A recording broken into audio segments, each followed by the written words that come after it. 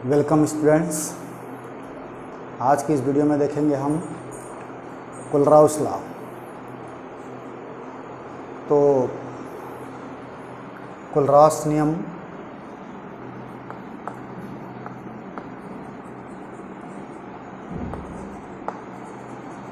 कुलराउस law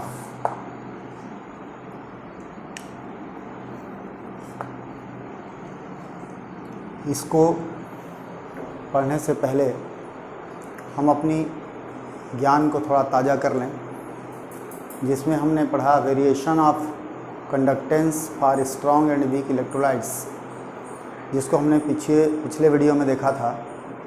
उस video से हमने जाना कि स्ट्रॉन्ग इलेक्ट्रोलाइट्स की लैम्डा एम इन्फिनिटी की वैल्यू ग्राफ की बहिर्वेशन से प्राप्त कर सकते हैं, ग्राफ के एक्सट्रापोलेशन से प्राप्त कर सकते हैं। परंतु वीक इलेक्ट्रोलाइट्स की लैम्डा एम इन्फिनिटी का मान हम ग्राफ के एक्सट्रापोलेशन से प्राप्त नहीं कर सकते। तो लैम्डा एम इन्फिनिटी का मान फॉर वीक इलेक्ट्रोलाइट्स कैलकुलेट करने के लिए कुलराउस ने एक रूल दिया, और वो कहता है कि ध्यान रखना है कि ये स्ट्रॉन्ग इलेक्ट्रोलाइट के साथ साथ वीक इलेक्ट्रोलाइट्स पर भी एप्लीकेबल है। It applicable for strong as well as weak electrolytes. चलो देखते हैं ये क्या कहता है कि lambda M infinity is equal to होता है, यहाँ पे इसको मैं इलेक्ट्रोलाइट लिख देता हूँ। इलेक्ट्रोलाइट इज इक्वल टू होता है lambda M infinity plus ion, lambda M infinity plus cation, और ये हो जाएगा लैम्डा एम इन्फिनिटी एनायन। या इसको हम सीधा ऐसा लिख सकते हैं, lambda M plus lambda M minus. लेकिन जैसे इसको हम एग्जांपल के रूप में देखते हैं, मान लो हमको बोलता है MHCl का अगर निकालना है इज इक्वल टू हो जाएगा lambda M infinity of H plus and lambda M infinity of Cl minus. ये हो जाता है। यदि मान लो हमारे पास नंबर ऑफ कैटायंस x है एंड नंबर ऑफ एनायंस अगर y है, तब यही रिलेशन हो जाती है हमारे पास x lambda m plus infinity. इसको ऐसा भी लिख सकते हैं प्लस माइनस ये इन्फिनिटी, और हो जाएगा y lambda m negative infinity. और ये हो जाएगा हमारे पास, ये अगर लैम्डा इस m इन्फिनिटी इलेक्ट्रोलाइट्स का। यहाँ आपको बता दूँ, किसी इलेक्ट्रोलाइट्स की लिमिटिंग कंडक्टेंस या इनफाइनाइट डाइल्यूशन पर जो कंडक्टेंस होती है उसको उल्टा भी से दिखाया जाता है, जबकि कैटायंस की लैम्डा एम इन्फिनिटी को देखो यहाँ लैम्डा से शो की जाती है। तो यहाँ पर ये लिखने के ढंग है, हम वो के अकॉर्डिंग चल रहे हैं, ये ध्यान देना है। कोई अलग अलग सिंबल नहीं है, वो उल्टा भी symbol with respect to electrolyte, but lambda symbol with respect to cation and anion. अब यहाँ देखते हैं हम लोग, मान लो अगर हमको बोलता, इसको अगर परिभाषित करना चाहें, दो परिभाषा याद रखेंगे तो जो कुलराउस नियम पर है, एक तो ये है और ये है। जैसे इसको अगर अप्लाई करें हम सिल्वर सल्फेट के लिए, ये हो जाएगा lambda m infinity of silver sulphate is equal to, ये जब आयनित होगा, ध्यान दीजिएगा, ये जब आयनित होता है ये ट्वाइस Ag प्लस देता है और SO4 2 माइनस देता है। इसलिए इसका अगर निकालें हम lambda m infinity of Ag2SO4 is equal to हो जाएगी twice lambda m infinity of, lambda नहीं सॉरी V हो जाएगा, और ये हो जाएगा यहाँ पे सिल्वर Ag प्लस प्लस हो जाएगी SO4 lambda m infinity of SO4 2 minus. इस तरह से हम इसको एक्सप्रेस कर सकते हैं। तो चलिए हम अब क्लॉस लॉ को डिफाइन करने जा रहे हैं। अगर इसको हम माने तो हम क्या बोलेंगे कि conductance at infinite dilution of an electrolyte is equal to the sum of the conductance of cation and anion at infinite dilution. Means अनंत अनुता पर किसी विद्युत अपघट्य की जो लैम्डा m या आणविक चालकता होती है वह अनंत अनुता पर धनायन की चालकता और अनंत अनुता पर ऋणायन की चालकता के योग के बराबर होता है। इसको आप अपने शब्दों में एक्सप्लेन कर सकते हो। अब हम देखने जा रहे हैं इसके लिए, यहाँ पर क्या होगी लैम्डा m इन्फिनिटी किसी इलेक्ट्रोलाइट्स के लिए देखें तो यहाँ पर ये ऐसे इलेक्ट्रोलाइट्स पर एप्लीकेबल है जिसमें एक से अधिक कैटायन है, एक से अधिक और एक से अधिक एनायन है। इस केस पर हम बोलेंगे कि molar conductance of an electrolyte at infinite dilution is equal to the sum of all conductance of cation and anion at infinite dilution. तो इसको आप अपने ओन वर्ड से एक्सप्लेन कर सकते हैं, ये कोई बहुत कठिन काम नहीं है। फिर भी अगर हम यहाँ पर एक चीज़ और ध्यान रखें, हम शुरू में पिछले वीडियो में मैंने आपको बताया था कि डाइल्यूशन इंक्रीज करने से लैम्डा m भी इंक्रीज हुआ करता है और लैम्डा EQ भी इंक्रीज होता है। तो वहाँ मैंने बताया था कि हम लैम्डा m को ले करके आगे बढ़ रहे हैं, लेकिन इसका मतलब ये नहीं कि लैम्डा EQ पर एप्लीकेबल नहीं है। ये जो क्वेश्चन है हमको लैम्डा m के लिए भी पूछे जा सकते हैं, लैम्डा EQ के लिए भी पूछे जा सकते हैं। तो अभी तो फिर हाँ हम लैम्डा m के लिए देख रहे हैं, थोड़ी देर बाद हम इसको लैम्डा EQ के लिए देखेंगे। अब जैसे हम मान लो इसके एक एग्जाम्पल के रूप में देखें तो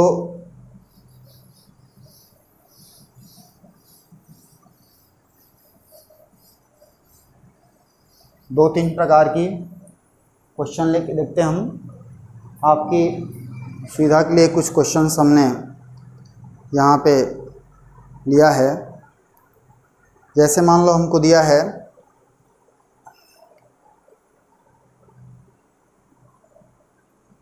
lambda m infinity of HCl is equal to 426 per ohm centimetre square per mole and lambda m infinity of NaCl, यहाँ पे इसको हम उल्टा भी दे सकते हैं सिंबल, इज इक्वल टू 126 पर ohm centimetre mole per mole. Third है lambda m infinity of sodium acetate is equal to 91 per ohm centimetre पर मोल। और हमको यहाँ पे कैलकुलेट करने के लिए कहता है lambda m infinitive of CH3COH, ये हमको फाइंड आउट करना है। अब ज़रा देखो, ये हमारा क्वेश्चन फर्स्ट है। चूँकि लैम्डा m इन्फिनिटी, देखो इसका मीनिंग है, ये जो वैल्यू आ रही है वो lambda m infinity of SH plus and lambda m infinity of Cl minus is equal to है। इसके लिए अगर देखें, ये lambda m infinity of Na plus and lambda m infinity of Cl minus के लिए है। इसकी बात करें, ये हो जाएगा lambda m infinity of CH3CO minus and lambda m infinity of Na plus है। और अगर हमको मान लो ये पता चल जाए lambda m infinity of CH3CO minus and lambda m infinity of H plus की वैल्यू अगर निकल जाए और अगर हम दोनों को जोड़ दें तो हमको मिल जाएगी lambda m infinity of CH3COH। तो यहाँ से हम देखते हैं, देखो इसको अगर हम इक्वेशन नंबर फर्स्ट माने, इक्वेशन नंबर 2 माने, इक्वेशन नंबर 3 माने, तो देखिए सबसे पहले इन तीनों इक्वेशन में ये अपने को लाना है। इन तीनों इक्वेशन को हैंडल करके तब यहाँ से अगर देखें स्टेट आयन किस में है, यहाँ पर देखो इसमें है, इसलिए इस इक्वेशन नंबर थर्ड होगी। और H प्लस किस में है, इक्वेशन नंबर 1, तो थर्ड और 1 को ऐड कर देते हैं, ये दोनों मिल जाएगा हमको, और सेकंड को हम माइनस कर देते हैं। तो सेकंड को माइनस करने से क्या मिलेगा, देखिए यहाँ पे हो जाएगा थर्ड को, मीन्स ये हमारे पास आ जाएगा lambda m infinity CH3COONA। First equation ये है infinity of HCl। Second equation है हमारे पास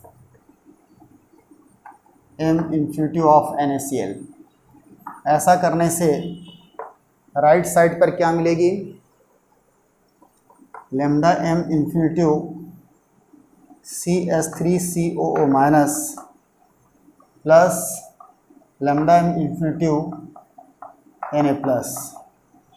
फिर यहाँ पे प्लस है, प्लस करते हैं, इसके प्लेस पर लिखेंगे हम lambda m infinity of H plus plus जाएगा lambda m infinity of Cl minus, ये इसके लिए है, ये इसके लिए है, माइनस करते हैं, माइनस हो जाएगा lambda m infinity of Na plus और प्लस हो जाएगी lambda m infinity of Cl minus. जब इस ब्रैकेट ओपन करेंगे और तब हमको क्या मिलेगा, इससे ये कैंसिल हो जाएगा, इससे ये कैंसिल हो जाएगा और ये हमको मिल जाएगा lambda m infinity of CH3COO minus, और यहाँ क्या बच रही है, lambda m infinity of H plus. और यहाँ पे इनके संख्यात्मक मानों को देखें, थर्ड का संख्यात्मक मान है हमारे पास 91 प्लस फर्स्ट का संख्यात्मक मान है 426 माइनस है सेकंड का 126। इसको अगर हैंडल करें, हम सॉल्व करें तो हमको मिलेगी 7 और 9 2 11 और 4 और 1 5, माइनस हो जाएगा 126।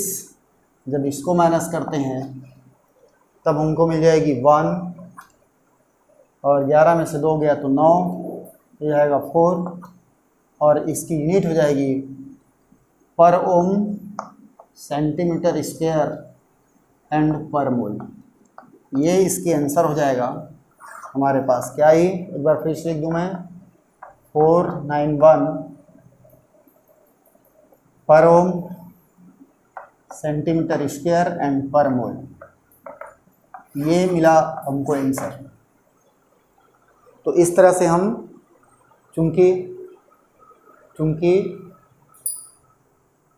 वीक इलेक्ट्रोलाइट्स की लैम्डा इन्फिनिटी की वैल्यू ग्राफ के एक्सट्रापोलेशन से नहीं प्राप्त हो रही थी, पर हम स्ट्रॉन्ग इलेक्ट्रोलाइट्स की मदद से वीक इलेक्ट्रोलाइट्स की लैम्डा इन्फिनिटी कैलकुलेट करते हैं इनडायरेक्ट मेथड से।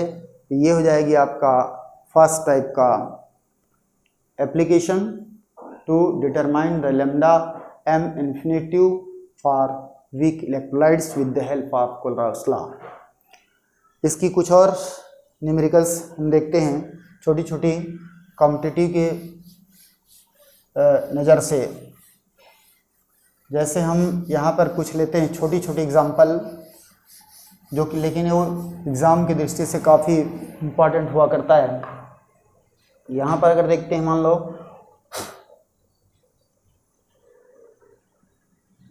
जैसे हमको दिया है लैम्डा एम इन्फिनिटी ऑफ रेजिशियल, lambda M infinity of CaCl2 निकालने के लिए बोलता है, और हम ये फाइंड आउट करना है। और सेकेंड हमको दिया है, इसको ऐसा शो करता है बुक, ये हो जाएगा lambda M Ca2 plus infinity is equal to दिया है 119, और यहाँ पर lambda M infinity of Cl minus दिया है 73.3, दोनों की यूनिट है सीमेन सेंटीमीटर स्क्वायर पर मोल, सीमेन सेंटीमीटर स्क्वायर पर मोल। ध्यान रखिए। तब और इसी क्वेश्चन को मैं जोड़ता हूँ, ये फाइंड आउट करना है अपने को, एंड फाइंड आउट करना है lambda EQ infinite is equal to find out करना है किसके लिए, CaCl2 के लिए। तो यहाँ पर अपने को समझना है। तो देखिए, इसके लिए होगी फार्मूला कोलरास लॉ से, infinity of CaCl2 is equal to हो जाएगा lambda infinity of Ca2 plus हो जाएगा, यहाँ पर चूंकि 2 Cl है इसलिए 2 lambda M infinity of Cl minus. इनकी अगर वैल्यू रखते हैं तो यहाँ हो जाएगा 119 प्लस हो जाएगा 2 इंटू 76.3। इसको अगर सॉल्व करेंगे 119 प्लस 62152, और इसको अगर ऐड करते हैं यह आएगा 0.6 या 271 सीमेन सेंटीमीटर स्क्वायर पर मोल। इसी तरह से हम मान लो अगर यहाँ पर कैल्शियम फॉस्फेट जैसे चीज़ों को मानते हैं, न्यूमेरिकल वैल्यू ना लेकर के इसको हम कोई मान करके भी इसको समझ सकते हैं। मान लो हमको बोलता है lambda M infinity of calcium phosphate, यहाँ पर क्या हो जाएगी, इसकी फार्मूला ये हो जाएगा।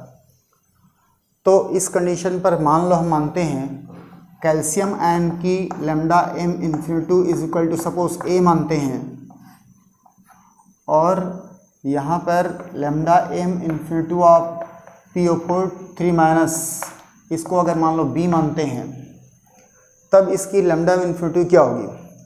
तो देखो यहाँ से अगर देखें हम तो डायरेक्ट क्या आ जाएगी, lambda M Ca thrice PO4 twice is equal to हो जाएगा, चूंकि यहाँ पर Ca 3 है इसलिए 3 हो जाएगा, और lambda M infinity of Ca2 plus यहाँ पर फास्फेट, यहाँ से देखो फार्मूला में ये जो आयनाइज होगा, अगर आप कंफ्यूज होते हैं तो इसको ले सकते हो, तो ये हो जाएगा 3Ca2 प्लस एंड PO4 ये हो जाएगा 2, ऐसा आयनाइज होगा, इसलिए हो जाएगी प्लस करेंगे 2 और ये हो जाएगा lambda M infinity of PO4 3 minus. Value रखेंगे 3 और यहाँ a माने हमने तो 3 इंटू ए प्लस क्या हो जाएगा 2, इसको माना है b, इसलिए इसकी क्या जाएगी 3a प्लस 2b, ये इसका होगा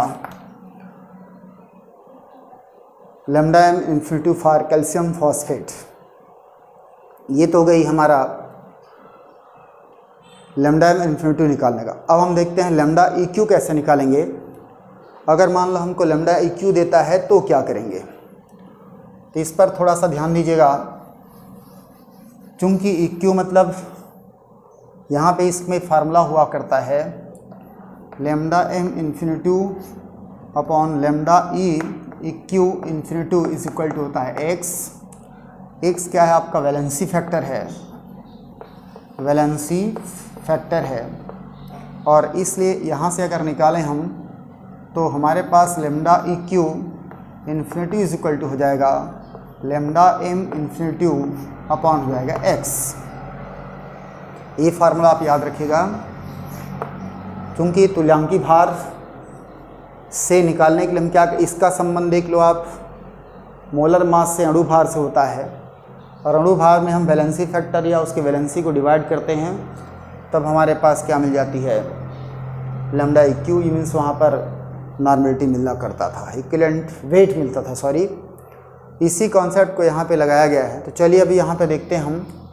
ये था हमारा लैम्डा m इतना दिया था, और अगर इसी क्वेश्चन को मैं रिपीट कर रहा हूँ, पहले छोटी छोटी चीज़ों से देखते हैं। हमको दिया है lambda m infinity of Ca2 plus, इसकी वैल्यू दिया है 119 सीमेन स्क्वायर पर मोल, और हमको बोलता है lambda infinity EQ of Ca2 plus निकालना है। तब ध्यान रखना है यहाँ पे हमको क्या करना है, इस फार्मूला को फॉलो करना है। तो यहाँ पे हो जाएगा 119 अपॉन, चूँकि कैल्शियम की वैलेंसी 2 है, इसलिए अगर इसको 2 से डिवाइड करें तो क्या हो जाएगा 2 5 10 2 9 2 5 मतलब आंसर आया हमारे पास 59.5 सीमेन सेंटीमीटर स्क्वायर पर मोल। ये आया लैम्डा EQ इन्फिनिटी, ये ध्यान रखिएगा।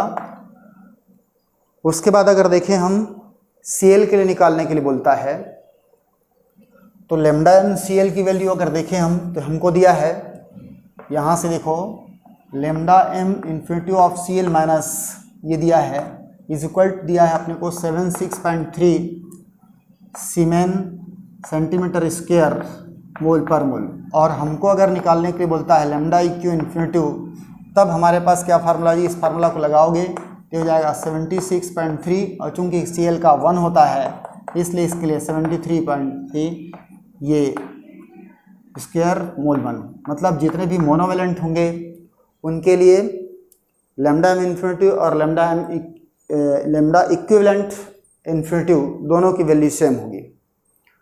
और अगर यहाँ पर हम कैल्शियम के लिए बात करते हैं तो कैल्शियम बाईवेलेंट है, इसलिए इसकी लैम्डा m क्या थी 2 times greater than lambda EQ। अब हम इसको ये तो हो गया हमारे पास किसी कैटायंस के निकालने के लिए फार्मूला। ध्यान रखिएगा, अगर किसी कैटायंस की लैम्डा EQ निकालना है, कब, अगर लैम्डा इन्फिनिटी दिया हुआ है, तब उसकी लैम्डा इन्फिनिटी की वैल्यू में कैटायन की वैलेंसी को डिवाइड करना है। और अगर मान लो हमको एनायन दिया है तो एनायन की वैलेंसी को डिवाइड करना है। हम चाहें तो इसको फार्मूला को लिस्ट आउट कर सकते हैं। यहाँ पर देखो लैम्डा, चलिए lambda EQ for cation, lambda EQ for cation, इसके लिए हो जाएगा लैम्डा m इन्फिनिटी अपॉन हो जाएगा valency of cation, valency of cation हो जाएगी ये फार्मूला। ये किसके लिए, कैटायन के लिए। अगर एनायन के लिए निकालते हैं इसी चीज़ को, lambda EQ infinity of anion की बात करते हैं, तब उस केस में क्या हो जाएगी लैम्डा m इन्फिनिटी अपॉन हो जाएगा वैलेंसी ऑफ एनायन, ये फार्मूला मिल जाएगा। अगर मान लो सॉल्ट की बात करते हैं तो सॉल्ट की बात करते हैं तो यहाँ ध्यान रखना है आपको, lambda E Q infinitive for salt, तो यहाँ पर इसकी हो जाएगी formula lambda M infinitive of salt हो जाएगा, फिर हो जाएगी total valency of cation or anion. इसको हम इस पर अप्लाई करते हैं। मान लो हम किसी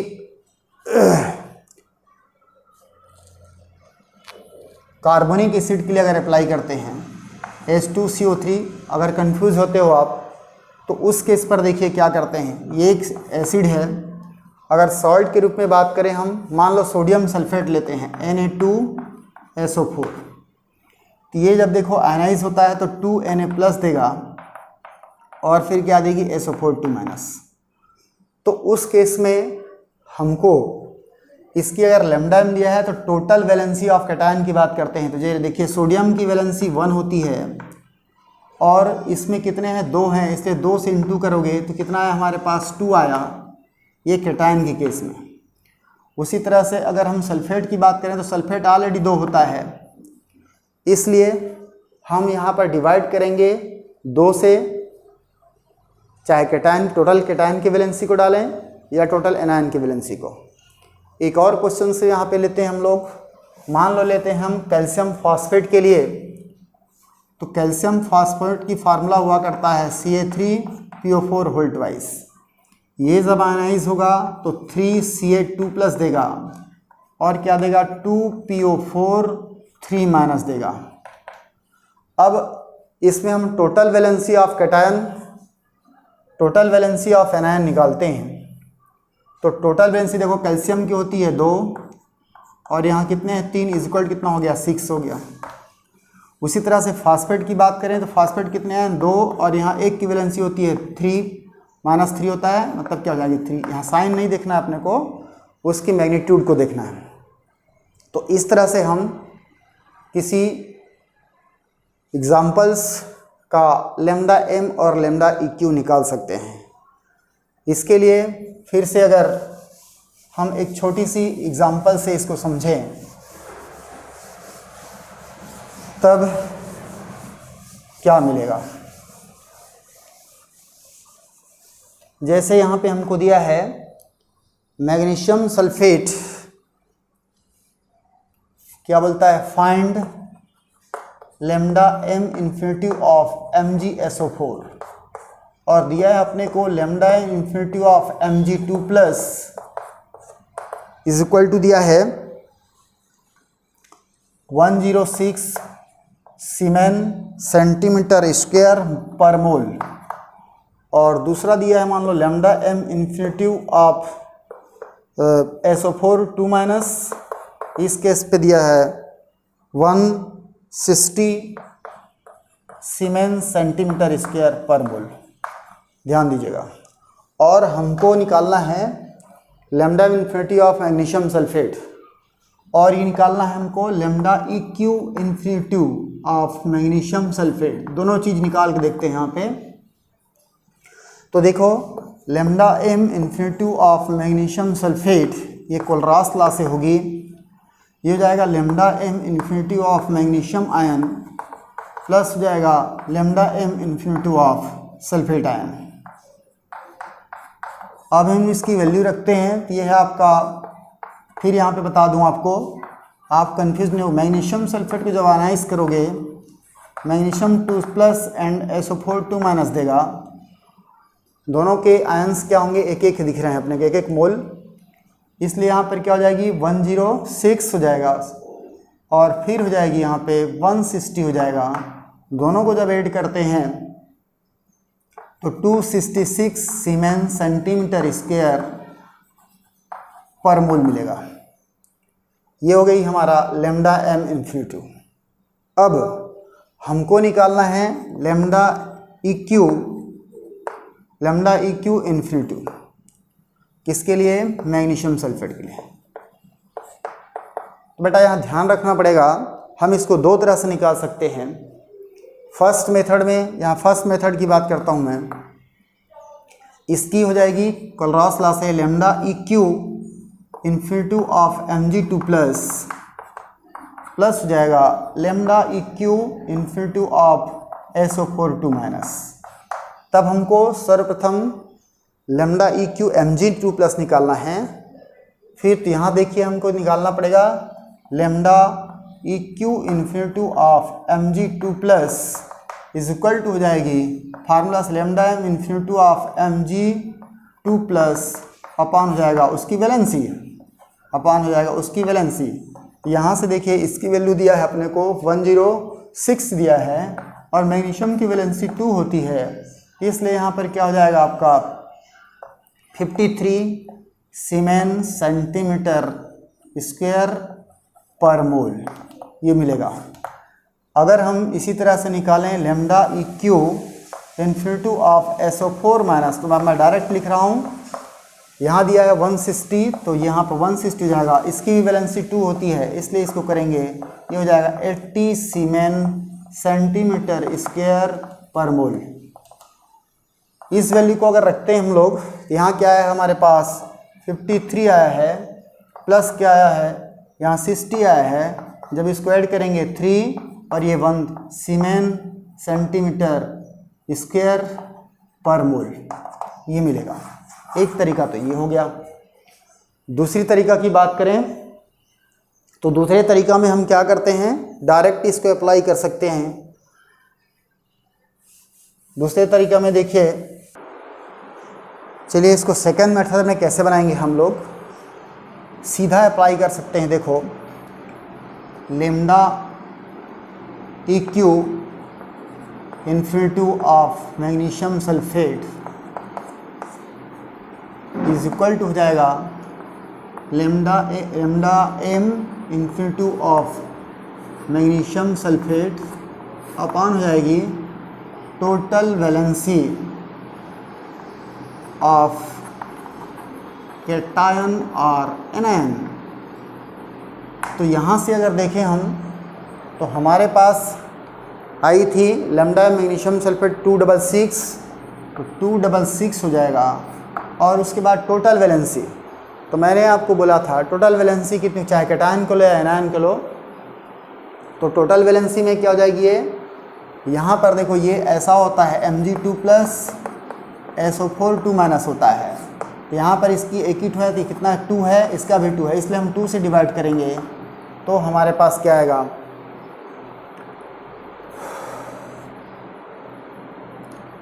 133 आ रहा है 133 और सॉरी यहाँ पे 80 थी, देखो डिफरेंस आ रहा था, ये 80 था, इसको अगर ऐड करते तो क्या आती 133। यहाँ भी देखो डायरेक्ट करने से क्या आ रही है 133 सीमेन सेंटीमीटर स्क्वायर पर मोल। तो इस तरह से आप किसी इलेक्ट्रोलाइट्स की lambda M infinity and lambda E Q निकाल सकते हो। अब इसको मैं जनरल एक इक्वेशन से लेकर के आपको लास्ट बार बता दूं, फिर आगे बढ़ेंगे। मान लो अगर हमको बोलता है हमारे पास एक इलेक्ट्रोलाइट है, एक साइट है जो इस टाइप का है, A X and B Y type का है, A X and B Y type का है, और हमको इसको निकालने के लिए बोलता है lambda M infinity of A X B Y. तब हम इसकी फार्मूला क्या लिखेंगे, ये हो जाएगा X lambda M infinity of A plus, और फिर हो जाएगी यहाँ पर ये हो जाएगा वाई प्लस होगा, और ये हो जाएगी Y lambda M infinity of B X minus. अब हम यहाँ से लैम्डा एम इन्फिनिटी निकाल लिए, अगर हम मान लो इसकी मानते हैं lambda M infinity of A Y plus is equal to A मानते हैं, और lambda M infinity B X minus is equal to B मानते हैं हम लोग, तब इसकी फार्मूला आ जाएगी, इसकी आ जाएगी value lambda M X A X B Y is equal to हो जाएगा एक्स ए प्लस क्या हो जाएगी वाई बी हो जाएगा। ये इस तरह से आप निकाल सकते हो जनरल तौर पे। और इसीलिए यहाँ पर देखें हम तो यहाँ क्या हो जाएगी, अगर इसकी हम निकालना चाहें लेमडा इक्यू इन्फिनिटिव, तब इसकी वैल्यू क्या हो जाएगी, देखो lambda M infinitive of A X B Y upon हो जाएगा total valency of cation are N N. और टोटल वैलेंसी जरा देखो आप, इसकी वैलेंसी क्या है, कैटायन का वाई प्लस है और यहाँ क्या है एक्स है, तो टोटल वैलेंसी क्या हो जाएगी एक्स वाई हो जाएगा। यहाँ भी जरा देखोगे आप तो X into Y X Y हो जाएगा। अब यहाँ से अगर हम लेंगे तो चूँकि इसकी वैल्यू आया है एक्स ए प्लस वाई बी और नीचे क्या आ रहा है एक्स वाई, ये निकल जाएगा लेमडा इक्यू इन्फिनिटी, ये मिल जाएगी फार्मूला। तो इसी तरह से हम किसी भी दिए हुए इलेक्ट्रोलाइट्स को के लिए लेमडा एम इन्फिनिटी निकाल सकते हैं या फिर लेमडा इक्यू निकाल सकते हैं। चलिए अब आगे बढ़ते हैं हम लोग। ये क्या थी, फर्स्ट एप्लीकेशन था कोलरास लॉ का by calculation of lambda M infinity for weak electrolyte. अब हम देखने जा रहे हैं इसका दूसरा, देखो फर्स्ट एप्लीकेशन क्या था, calculation of lambda M infinity for weak electrolyte. इसके लिए देखा हमने जितने भी एग्जांपल। दूसरा हम इसका एप्लीकेशन हुआ करता है डिटर्मिनेशन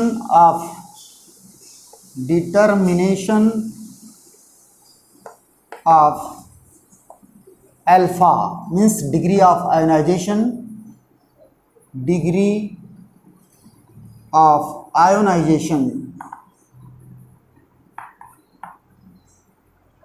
निकालना है हम लोग को। तो इसको ज़रा समझते हैं। यहाँ पर चाहेगा तो हमको इक्विलिब्रियम कांस्टेंट भी बोल सकता है, इक्विलिब्रियम कांस्टेंट की वैल्यू भी निकाला जा सकता है, या आयोनाइजेशन कांस्टेंट भी की वैल्यू निकाला जा सकता है। तो चलिए हम देखते हैं अल्फ़ा कैसे निकालेंगे। चूँकि हम जानते हैं कि लेमडा एम सी, देखो मान लो किसी डाइल्यूशन पर, किसी कॉन्सेंट्रेशन पर उसकी जो लेमडा थी वो सी कॉन्सेंट्रेशन पर था, किसी इलेक्ट्रोलाइट्स की सी कॉन्सेंट्रेशन पर molar conductivity lambda M C है, और जब इस पर हम डाइल्यूशन इंक्रीज करेंगे, मीन्स वॉल्यूम को अगर इंक्रीज करेंगे, तब हमको मालूम है कि इसकी कंडक्टेंस भी क्या होती है, इंक्रीज होता है। मोलर कंडक्टेंस क्या होती है, इंक्रीज होता है। इक्विवेलेंट कंडक्टेंस क्या होती है, इंक्रीज होता है। तो यदि हम मान लो इसको कंटिन्यू डाइल्यूशन बढ़ाते जा रहे हैं, कब तक बढ़ाएं, जब तक कि उसका कंसंट्रेशन जीरो हो जाए। पिछले वीडियो में मैंने इसको डिटेल्स बताया था,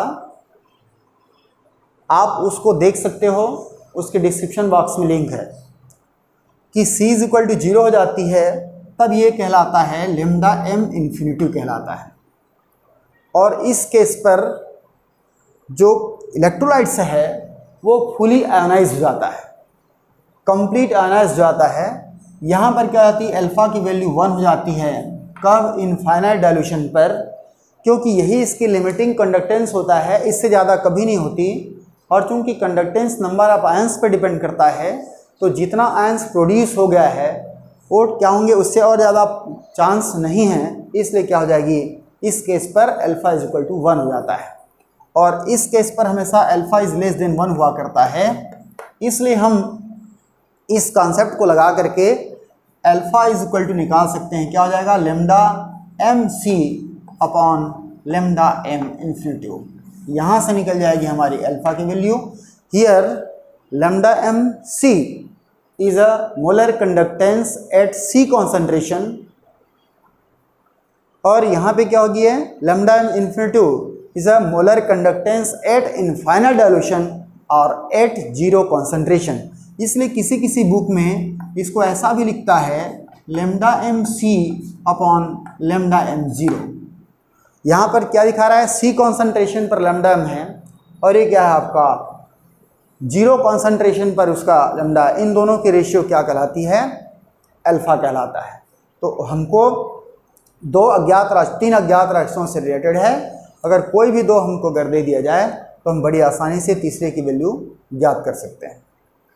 अब अगर अल्फा निकल जाता है तो हम इसका डिसोसिएशन कांस्टेंट भी निकाल सकते हैं, या इक्विलिब्रियम कांस्टेंट, इसका दूसरा नाम है डिसोसिएशन कांस्टेंट, ज़्यादा अच्छा होगा इसका डिसोसिएशन कांस्टेंट। डिसोसिएशन कांस्टेंट कैसे निकाल सकते हैं ज़रा देखो। मान लो हमारे पास ए बी इलेक्ट्रोलाइट है जो आयनाइज होता है ए प्लस एंड बी माइनस में। मान लो हमने इसका एक मोल लिया है, जब ये आयनाइजेशन नहीं हुआ था तब क्या थी इसकी, इनकी जो मात्राएं थी वो क्या थी, 0 0 था।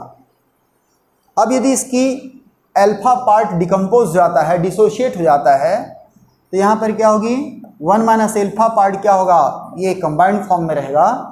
अल्फा क्या बनेगी, ये बनेगा ए प्लस एंड अल्फा क्या बनेगी, बी माइनस बनेगा। और यदि इसकी कॉन्सेंट्रेशन, यदि इसकी क्या है, सांद्रण क्या है, सी है, सांद्रण क्या है, सी है, तब देखिए यहाँ पे इसकी कॉन्सेंट्रेशन कितनी हो जाएगी, ए बी की कॉन्सेंट्रेशन हो जाएगा, concentration of A B is equal to हो जाएगा 1 minus alpha into C. A plus की कॉन्सेंट्रेशन हो जाएगा alpha into C and B minus की कॉन्सेंट्रेशन हो जाएगा अल्फा इंटू सी। और इसके लिए अगर लॉ ऑफ मास एक्शन लगाया जाए तब अपने को मिलेगा K इज इक्वल टू क्या होती है, concentration of A plus concentration of B minus upon concentration of A B.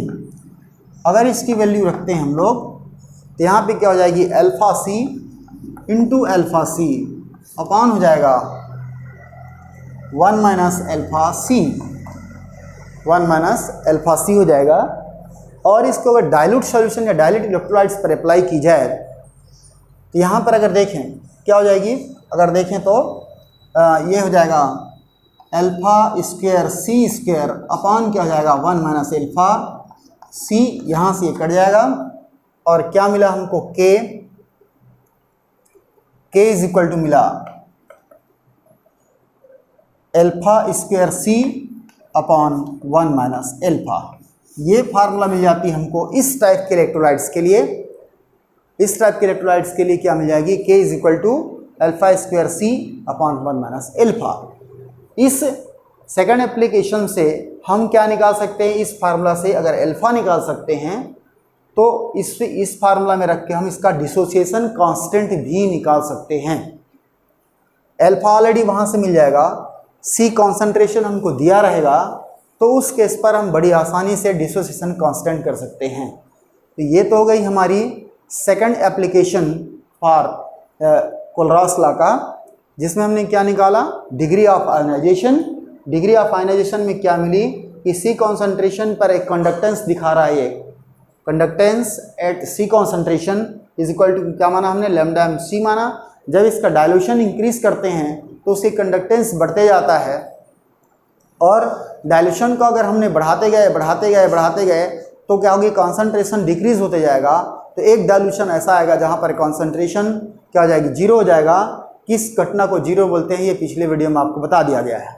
तो यहाँ से क्या होगी, उस कंडीशन पर जो इलेक्ट्रोलाइट्स है फुली आयनाइज हो जाता है, और फुली आयनाइज होने की वजह से उस कंडीशन पर अल्फा की वैल्यू 1 मीन्स 100% हो जाता है, और इसलिए हम इन दोनों के रेशियो निकाल के अल्फा निकाल सकते हैं। और अगर अल्फा निकल जाती है तो हम किसी इलेक्ट्रोलाइट्स की डिसोसिएशन कांस्टेंट डिटरमाइन कर सकते हैं। डिसोसिएशन कांस्टेंट डिटरमाइन करना आपने 11th क्लास में सीख लिया है, जिसकी एक छोटी सी उदाहरण आपके सामने दिया है हमने ए बी टाइप इलेक्ट्रोलाइट्स के लिए। अगर दूसरे टाइप के इलेक्ट्रोलाइट्स होंगे तो उसके लिए क्या होगा, डिस्ट्रीब्यूशन कांस्टेंट की जो फार्मूला है वो अलग अलग आएगी। तो आप पहले इलेक्ट्रोलाइट्स की डिटर्मिनेशन डिस्ट्रीब्यूशन कांस्टेंट निकालने की फार्मूला आप 11th क्लास की बुक से आप पढ़ लीजिए, उसके आधार पर आप कर सकते हो। अब इसका है थर्ड एप्लीकेशन।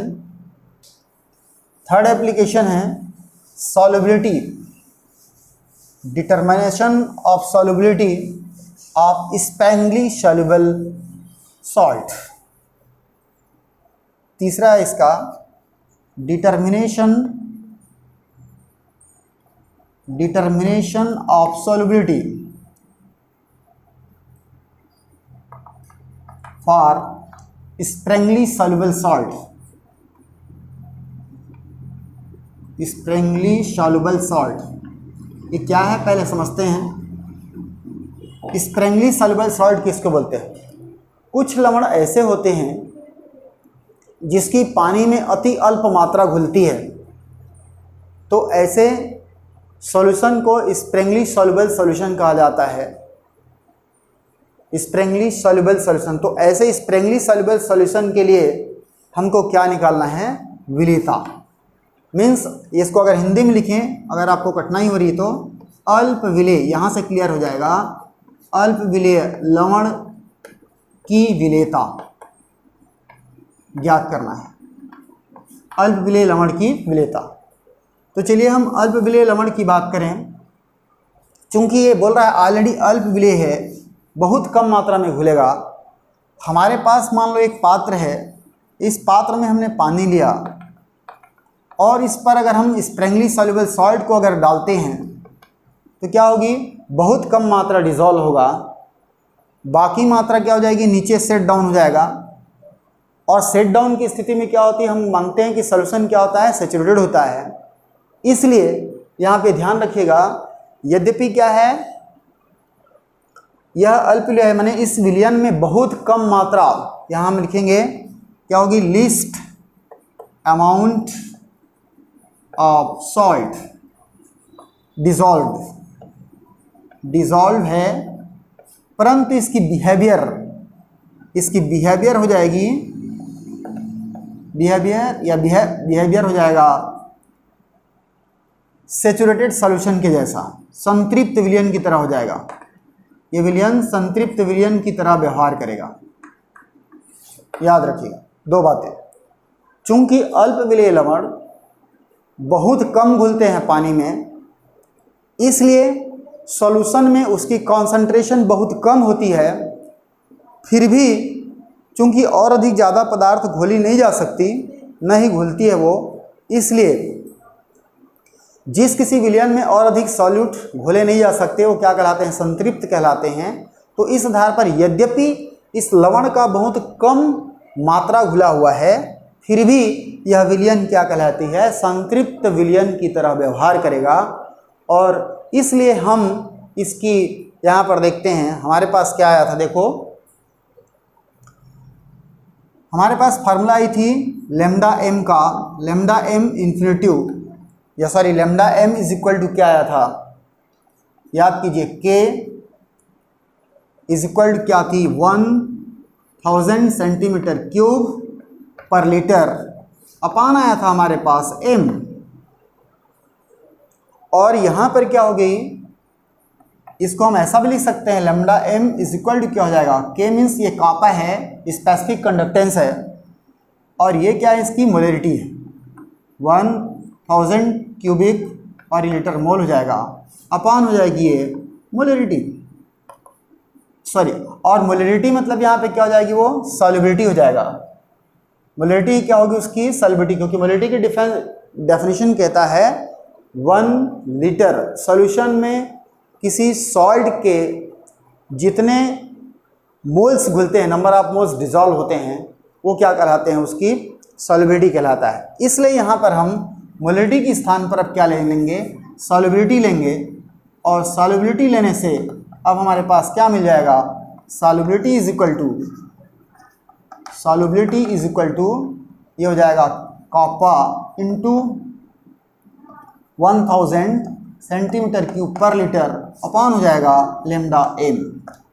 और इस तरह से हम इस फार्मूला से किसी स्प्रेंगली सॉल्युबल सॉल्ट की सॉल्युबिलिटी डिटरमाइन कर सकते हैं। यहाँ पर K क्या है, आपका स्पेसिफिक कंडक्टेंस है, जबकि M क्या है, मोलर कंडक्टेंस AC कॉन्सेंट्रेशन। तो हम यहाँ से भी सॉल्युबिलिटी डिटरमाइन कर सकते हैं। ये तो हो गया मेजर एप्लीकेशन फॉर कोलरास लॉ। आज के वीडियो में इतना ही। ओके।